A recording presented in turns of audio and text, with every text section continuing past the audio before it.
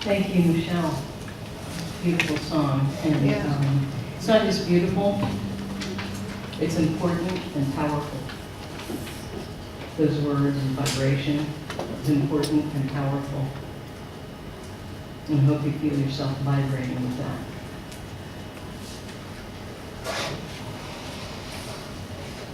I'm Reverend Dr. Suzi Schadle. I am the interim minister here at Suncoast Center for Spiritual Living. And I'm glad you're here with me. And I really am glad to know that there are centers all over the world who believe what we believe and are teaching what we believe and are owning what we believe and are putting what we believe out into the world, like the ever-widening circles in a pond. You throw a stone and the vibration moves outward. And so in the wake of July 4th, Independence Day, a big celebration in this country, followed by tragedies which seem to be all too common. So it appears to me that it's fitting that we move from fear, F.E.A.R, as false evidence appearing real. That we stop buying into that and we declare freedom from fear. And we claim that we take and make the journey to the life that we love to live. The life that is affirming of each of us, of all of us, of the one of us. And that we really begin to understand we are one. If we truly understand that we are one, and that all that we do to another, we also do to ourselves, it gives us pause to make better choices. To really own that, speak of it, share that idea, see others as not the other, but as a reflection of you, as one, as one. Ernest Holmes, our founder, wrote, "What is war? Fear. What is hatred? Fear. What is intolerance? Fear. Fear of what? Fear of the world we live in. Fear arising partly out of the past and partly out of contemplation of the future, because the past is largely molding our consciousness today, unless we're willing to give it up. Unless we're willing to let go of the past and create in the only moment we have the power to create, which is right here and right now, and we create a future that does not look like the past, but that looks like the life that we want to live and the world that we want to live in, the one that says peace on earth. And I guarantee you it will not happen unless peace begins here first.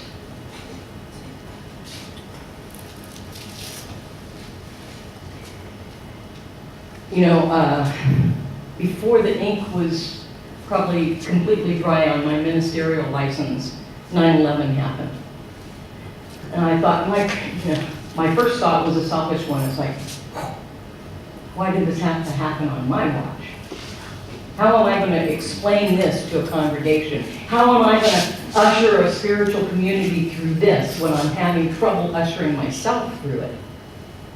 Let me tell you, I had to really get down to the basics of this teaching and remind myself what it is that I profess to believe, and to really sink myself into it so that I could honestly and authentically walk with my community through that grief and healing. And I thought, wow, we made it, we got through that. We came out better, having walked through it together. I never in a million years imagined that every week I would be confronting this kind of thing. Every week. It breaks my heart to see what we think it's okay to do to one another. And I wonder, how do I contribute? And I know how I contribute. It's in those lapses of consciousness that I allow a negative thought and a negative vibration to enter me and to exit me. It's no longer okay to go unconscious. It's time for us to be fully conscious and to allow that positive affirmative consciousness to spread out. You know, it's been proven scientifically, there's evidence that affirmation and positivity changes things for the better. We even have a spiritual living group that's focused on studying that right now. So we can be the center that vibrates good, that vibrates possibility, that vibrates positivity. We can change the scope of things. We can change the direction of things. We can become a transformative force based on what we believe when we take it fully in and believe it from the very center of our being and we exude it outward. You know, we're all sweating all the time. Let's sweat positivity. Right? I mean, every time you feel your pores opening up and stuff coming out, give it a positive spin. Let it be a belief system that makes the world a better place. A world that works for everyone. I know that sounds like Pollyanna, you know, Alice in Wonderland pipe dream. It's not if we believe it. And we have the power to change things.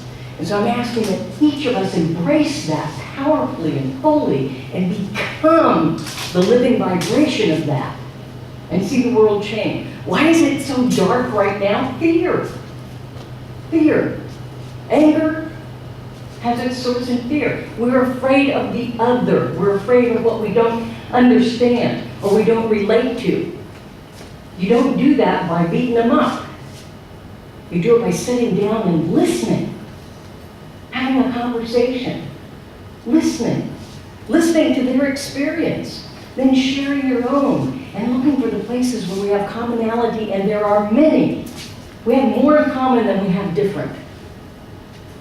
But we put on glasses that only show us the differences. Get a new prescription. Get some new glasses and start to see clearly. That's what's called for. And you know what? It's frustrating to me because I'm standing up here preaching to the choir. And it gets frustrating and I feel useless sometimes. But you know what we can do here? You know, we talk. This is not my talk, by the way, so we're going to This may take a while. You know, in Africa, they're in church for 5 hours, so I figured So,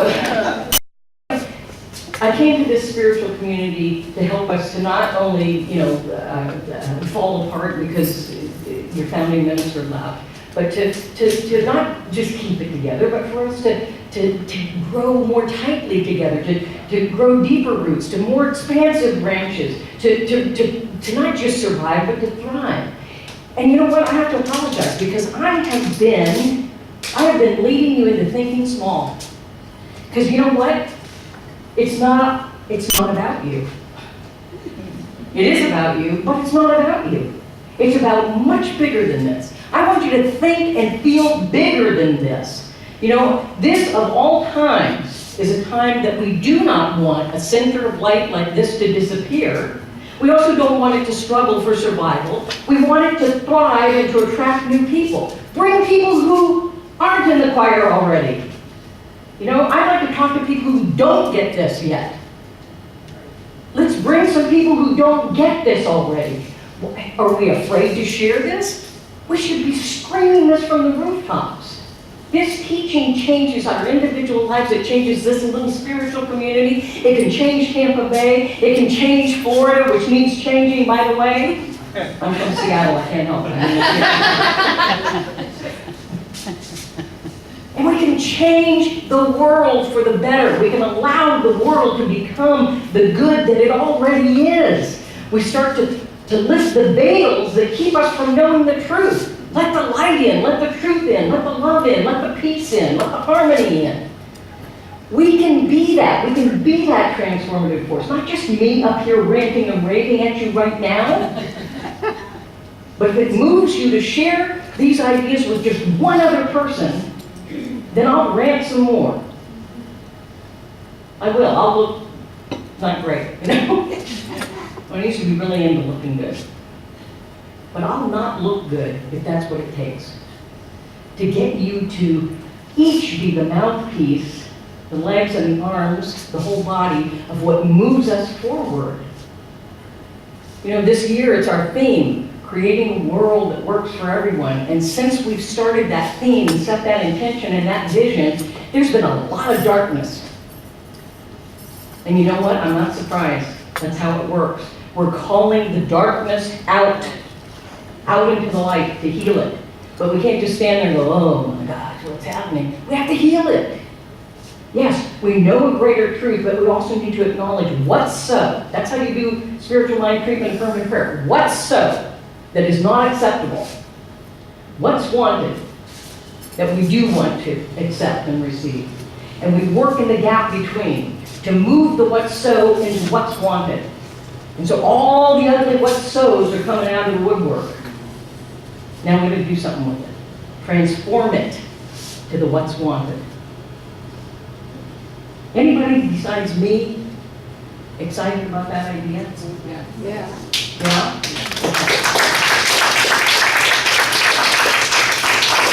That's why we exist. It's not just about us. Yes, this is wonderful and comfortable and great that we have this place to come to on Sundays. Not enough. Get bigger than that. Share this with other people. Bring other people to this possibility. Share with them one-on-one, one-on-two, one-on-three, one-on-five. Share with them what you've learned. Share with them how your life works. And that includes people who look like they might be your enemy. It includes black lives, red lives, yellow lives, blue lives, police lives, military lives, all lives. Because in truth, there's only one life. But we have to see it. And we have to believe it. Fear. Fear does some really funky things to people. It makes us act crazy. It makes us act out of our character, act out of our non-authentic self. It makes us act like who we're not instead of who we are. Fear. It's a boogie monster, let me tell you. Fear is a boogie monster. That's, the thing we were always afraid of under the bed, that was it, fear. We should have left it under the bed. Unfortunately, we dragged it out. Now, things are not always all bad or all good. Even fear has some usefulness. Avoiding dangerous situations like lions and tigers and bears and muggers and things like that is very smart. That's a good, smart thing to avoid, real dangers. And, way back, our ancestors, way back to the cavemen, developed an early warning system called the limbic, or not the limbic, the reptilian brain, to prevent them from getting into dangerous, fearful situations. Because without that fear and that rapid response that comes from that reptilian brain, the species would have died out long ago. So fear served a good and useful purpose. Fear is critical to survival at that very elemental level. But the mere perception of potential danger activates that reptilian brain that then catapults us into action of either flight or freeze or fight. So we quickly make a choice. What's the best thing for me to do in this situation? Well, unfortunately, that early warning system of the reptilian brain is not flawless. It makes a lot of mistakes. It misperceives a number of things, like it's wearing the wrong prescription glasses. And so a lot of the fears that arise and get us into action of fight, flight, freeze are false. They're mistakes. And most of those fears, many of those fears, are out of our own making. We make them up. They're not real at all. So we make tigers out of paper tigers, and then we respond as though it's a real tiger. That's not a workable way to use fear. Now, what the result of that is, of creating paper tigers out of our own making, is that it prevents us from exploring beyond our own fear-based limitations. And so we sort of close ourselves in a very small box for the sake of safety, so that we can avoid fear. And we never expand beyond that box. And we make all kinds of assumptions out of those erroneous ideas and judgments, and then live our lives accordingly. You know, most of our false fears, the ones that we make up, we didn't even make all of them up. Some of them we inherited from well-meaning parents, teachers, ministers. Have I scared you yet this morning?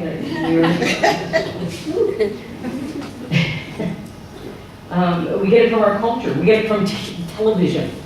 A lot of television, video games, things like that. So we pick up some of those false ideas, those false fears.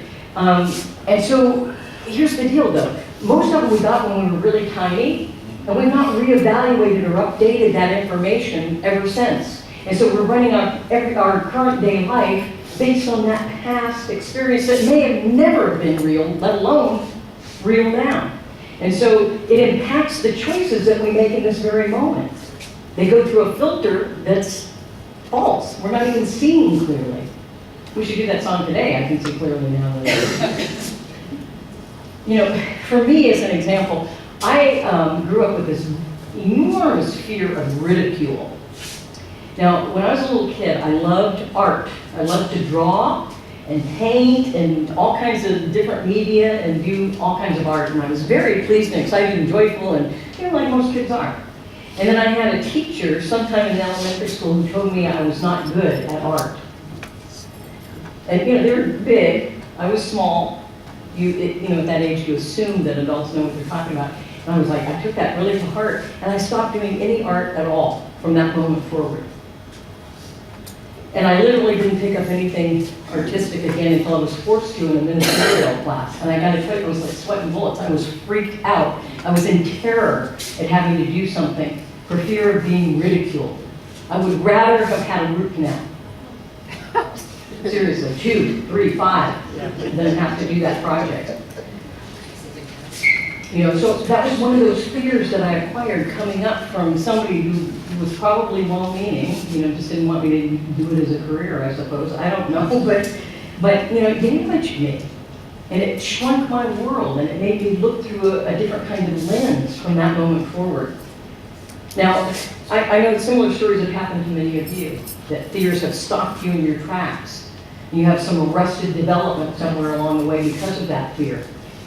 Now, many of us went on then to graduate from MSU, making stuff up. That's my favorite. Where we majored in playing not to lose. Right? Now, a better, more liberating, more powerful major would have been playing pull out. That's what I wish I would have majored in. Now, playing not to lose is really about avoiding fear.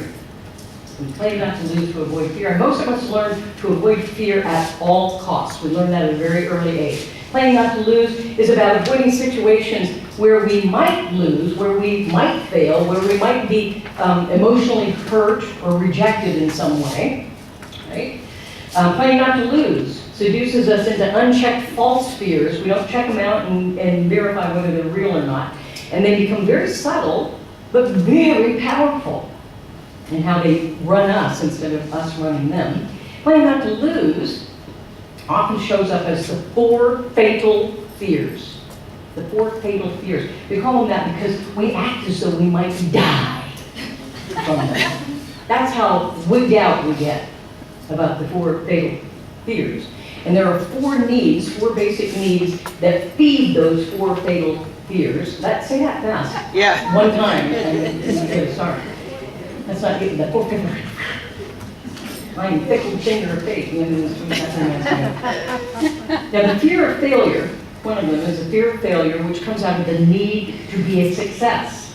You know, we're pushed from a very early age to be a success. You know, people are concerned about what kindergarten their kids are going to go to because it's going to impact their life, you know, 20 years from now. Seriously? Really? You know? So the need to be a success gives us that fear of failure. The fear of being wrong comes out of the need to be right. That was a big one for me. I had a therapist once that said, I want you to put Post-it notes everywhere your eyes land during the day that says, suffering from the need to be right. And it was true. I was suffering from the need to be right because I was afraid to be wrong. Afraid to be wrong. The fear of rejection comes out of the need to be accepted and approved of. by other people, not by ourselves, but by other people. The fear of emotional discomfort comes out of the need to be comfortable and feel safe emotionally. And so we focus on those, avoiding those 4 fatal fears, and all it does is put us in this box of limitation and psychological death. That's why they're fatal. Because we then become unwilling to live fully into our potential and our possibility. And so we limit what's possible in our lives and what's possible in the lives of the people that we touch. And so then we play not to lose in order to survive rather than playing full out in order to thrive. We settle. You know, for an example, we don't say I love you to somebody for fear they may not say it back. Oh my God, that'll kill you. I love you. We don't go for our dreams for fear that we'll fail. And so we play it safe, or we give up and don't even try at all. You know what? That's one way to guarantee you'll never have your dream. And guess what? Then you get to be right. See, I told you. But we cannot be our best creative self when we're operating out of fear. False evidence appearing real. We look at something and interpolate this whole world that has no basis, in fact. So I just want to look at those 4 fatal fears.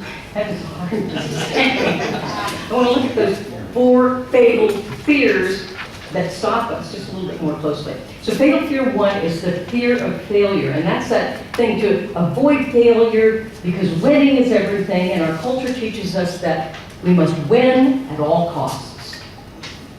We'll look good then. People will like us. Life will be good when everybody loves us, even if we hate ourselves. The playing not to lose strategy for that fear of failure is to choose safe situations in all of your relationships, your career, your goals, and all of your interactions. Choose safe situations. Avoid failure. Don't take any risks. Just play it safe. I should be wearing beige to say that. Because it's boring! Right? It's not exciting at all. Now, the playing full out possibility around the fear of failure is to consider that everyone is a winner. Everyone is a winner. Winning is doing your best, the best that you can do at this point in time with what you got. It's not about being the one and only winner. It's about being a winner in your own life. Second fatal fear is the fear of being wrong. Fear of being wrong. Now, our ego really craves being right. You know, ego doesn't like anything, messy. Ego likes it all kind of controlled and handled. Ego likes being right. And to the point that it's willing to damage all of our relationships rather than admit being wrong. Have you ever been like that? Please tell me I'm not the only one. Now, the playing not to lose strategy in the fear of being wrong is to avoid situations where your intelligence is tested or questioned in any way where you might not know all the right answers and look good, right? That you stay within the boundaries of everything that you know, that you're sure of, and that you never admit mistakes and never admit being wrong. Never let them see you sweat. And the playing full out possibility with the fear of being wrong is to consider that admitting being wrong or making mistakes actually opens us up to greater awareness, to greater learning, and to more authenticity in our relationships because we're being real. We're being real. And we actually, you many times learn more from your mistakes and the things that you do wrong than the things that you do right. Fatal fear number 3 is a fear of rejection. This is my personal favorite. Back in the old days, those caveman days, if you were rejected and thrown out of the tribe, it really was a death sentence. It pretty much meant certain death because you could not literally survive on your own in those days.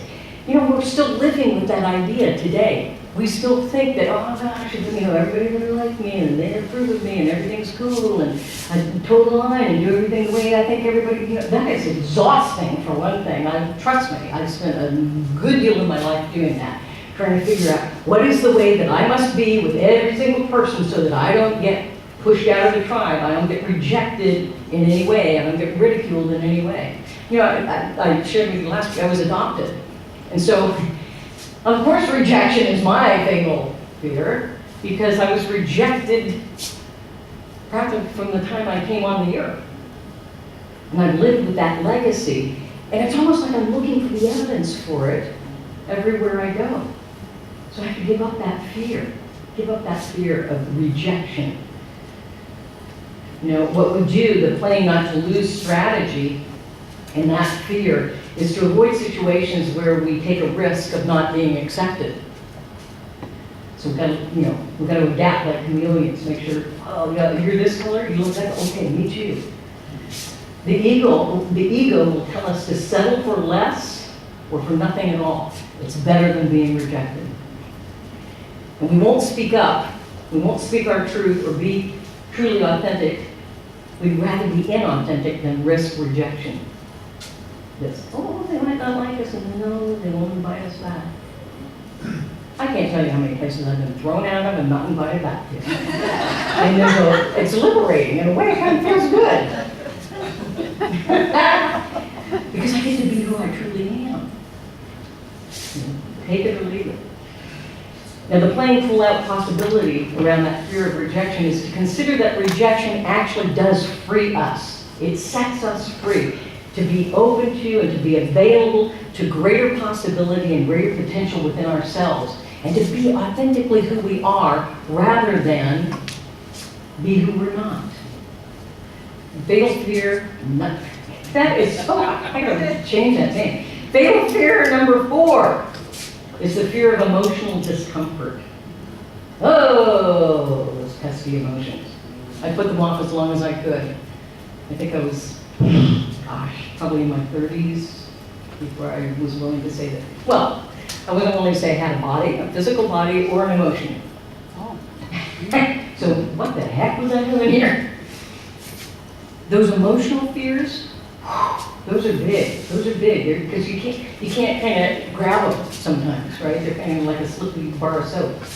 So the fear of emotional discomfort, our ego tries to keep us from any situations where we might feel vulnerable, where we might feel embarrassed, or where we might not look good. We might look foolish. And the ego prevents us from asking for help or reaching out because it's a sign of weakness. Don't want to look weak. The playing not to lose strategy there is to avoid potentially embarrassing situations where we might lose emotional control. So if I just shut down emotionally, you can hurt me all you want to, you won't hurt the real me because I'm not showing you any of my emotions. That worked? Not. But for a good portion of my life, half my life, I thought I got it all figured out. You know who lost in that deal? Me. I lost a lot. Playing not to lose strategy from that is also to not even try new things, only do the things you're already an expert at. Don't ever become a beginner learner, because that would show that you didn't know something. That would show your vulnerability. Oh, somebody might say, wow, you're not very good at this, are you? Oh no, they knew.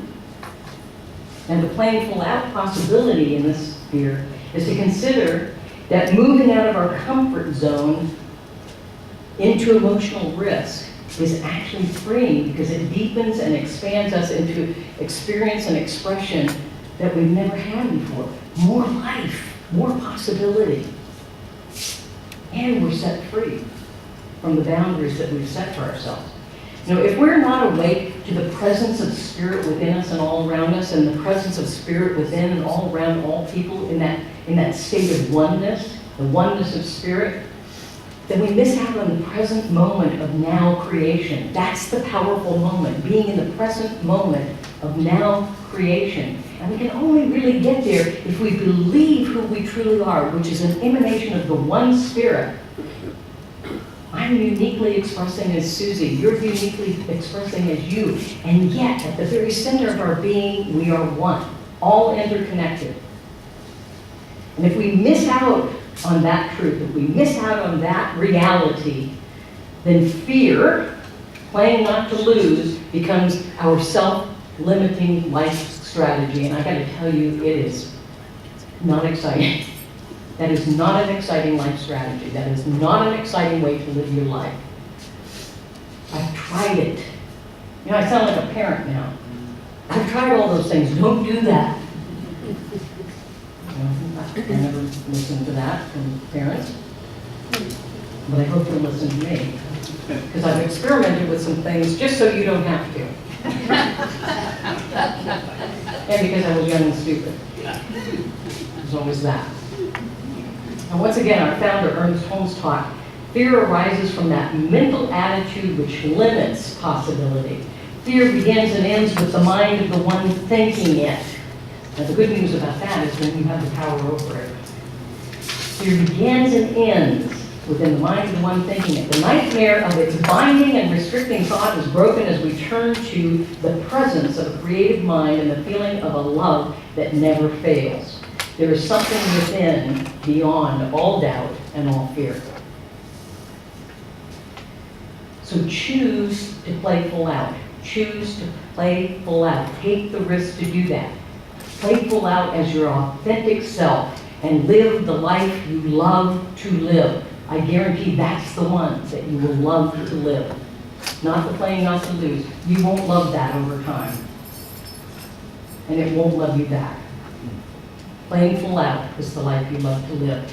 But it requires that we are willing and courageous enough to take some risks. The risk to fail, the risk to lose, the risk to be rejected, to be embarrassed, to be uncomfortable, to not look quite so good in some circumstances. But the reality is you will look magnificently beautiful because you will be real. A real emanation of the one spirit. And so I would invite you to ask yourself, contemplate this question. What am I more curious about than afraid of? Allow your curiosity. Remember when you were a kid, you were curious about everything. And you were fearless until people taught you to be fearful. We were curious. And did we sometimes fall down and bump our knees? Absolutely. But it was worth it. At one time, I was so curious and I was focused on money. Very focused on money as a young kid because I thought it would bring me enormous freedom if I had my own wealth. And I'm talking little kid.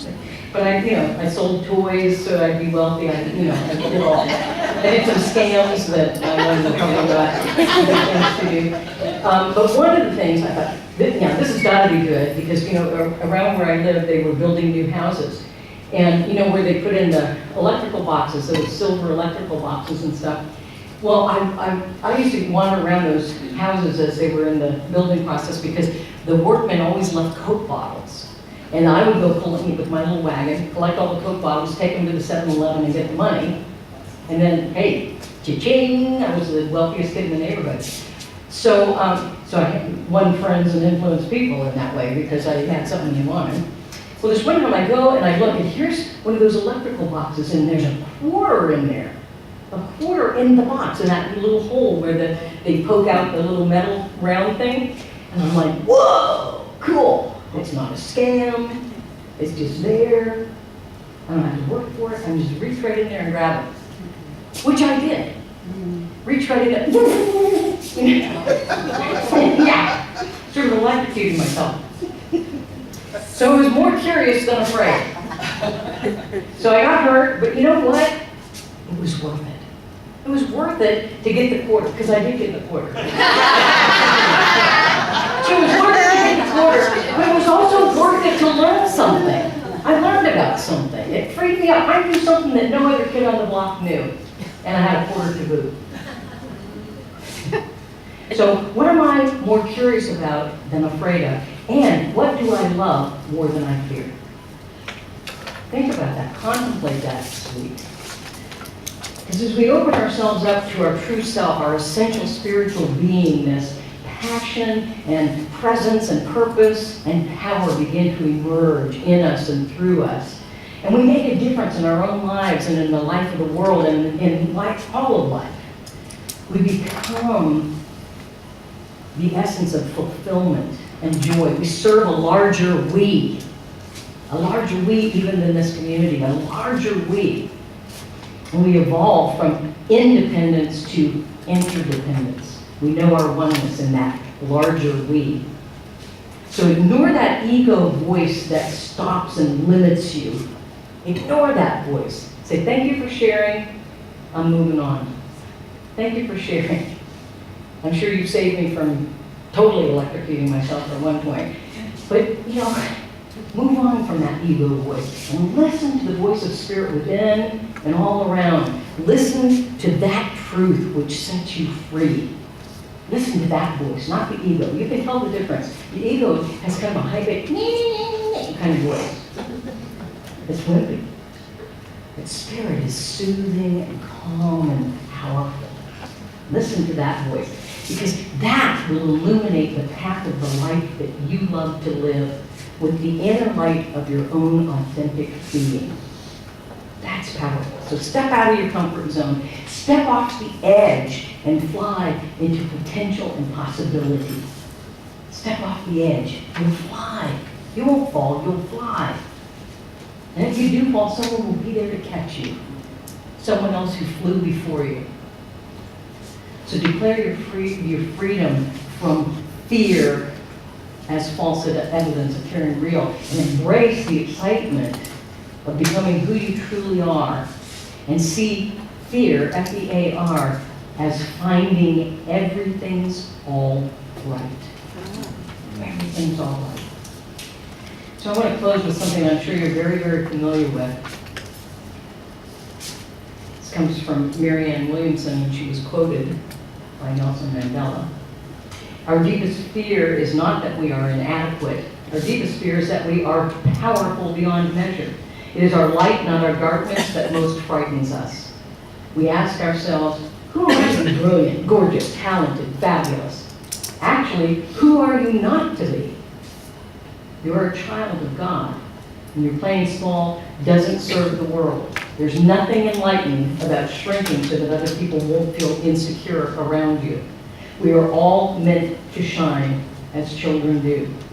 We were born to make manifest the glory of God that is within us. It's not just in some of us, it's in everyone. And as we let our own light shine, we unconsciously give other people permission to do the same. As we're liberated from our own fear, our presence automatically liberates others. Powerful. Let go of fear as false evidence appearing real, and embrace fear as finding everything's all right. So once again, I want to say to you in this particular spiritual community that it's not enough for us to struggle and survive as a spiritual community. At all times that I can imagine, it is absolutely essential that we thrive. That we thrive so that we remain here not just for ourselves, but for those who have yet to find us, and that we help others to find us, and that we are willing to commit our time, our talent, and our treasure to this spiritual community, not just for the community, but for the vibration of goodness that we put out into the world. Do not let this slip through your fingers. Do not let it happen. Step up.